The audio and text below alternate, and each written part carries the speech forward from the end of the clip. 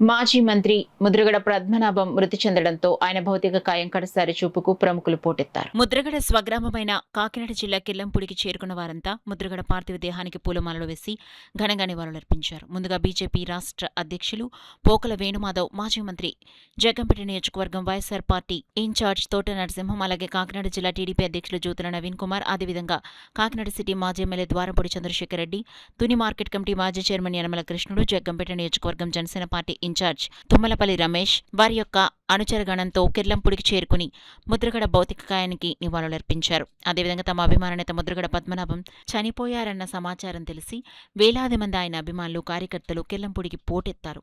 వచ్చిన వారందరూ ముద్రగడ కుమారులైన ముద్రగడ బాలు గిరిబాబుతో పాటు ముద్రగడ సతీమణి అయిన ముద్రగడ పద్మావతులను ఓదార్చి ధైర్యంగా ఉండాలని కోరుతున్నారు. వచ్చిన వారికి ఏ విధమైన ఇబ్బందులు లేకుండా పోలీస్ శాఖ ప్రత్యేక బందోబస్తు ఏర్పాటు చేశారు.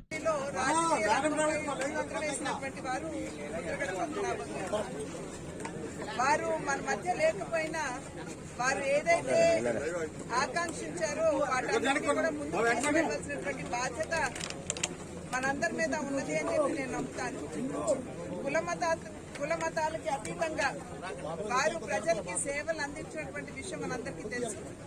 ప్రధానంగా బాబాసాహెబ్ అంబేద్కర్ గారి విగ్రహం ప్రతి దళిత కాలనీలో మాత్రమే కాకుండా మనమందరం కూడా వారి యొక్క విగ్రహాన్ని స్థాపిస్తూ కుల మతాలకి అతీతమైనటువంటి సమాజ స్థాపనకి కృషి చేయాలి అని చెప్పి పిలుపుని ఏదైతే వారు ఇచ్చారో మనమందరం కూడా దాన్ని అందిపుచ్చుకోవాల్సినటువంటి అవసరం చాలా ఉంది.